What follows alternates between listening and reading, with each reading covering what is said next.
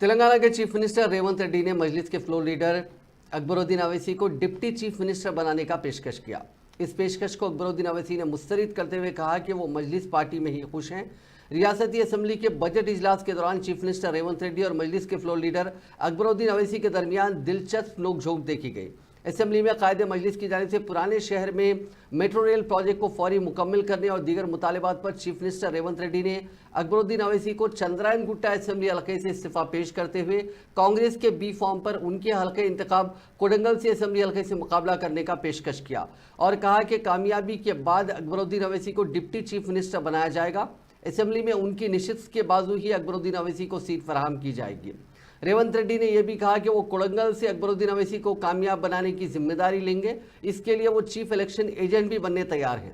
Chief minister की इस पेशकश का जवाब देते हुए अकबरुद्दीन अवैसी ने कहा कि वो मजलिस पार्टी में खुश हैं और पार्टी तब्दील करने का सवाल ही पैदा नहीं होता। अपनी आखिरी सांस तक वो मजलिस में ही रहेंगे। मेरे टिकट से चुनाव लड़े तो मैं भरू भाई मैं अभी वादा कर रहा हूं चेयरमैन साहब, स्पीकर सर, आपके सामने अगर कोडंगल से मेरा कांग्रेस के बी फॉर्म लिए तो अकबर साहब को जिताने की जिम्मेदारी मेरी है। मैं जिम्मेदारी लेता हूं। साहब का मेरा दोस्त मेरा बी फॉर्म, मेरा पार्टी के बी फॉर्म ले लिए तो पूरा मेरा ही जिम्मेदार, आने का भी जरूरी नहीं है। नॉमिनेशन के ऊपर उनके दस्तखत ले जाके मैं नॉमिनेशन फाइल करवा देके मैं चुनाव भी नहीं लड़ूंगा। उनका चीफ इलेक्शन एजेंट बनकर मैं कोडंगल में उनको जिता के लेकर आके वहां बिठाऊंगा। वहां पर नहीं, इधर बिठाऊंगा।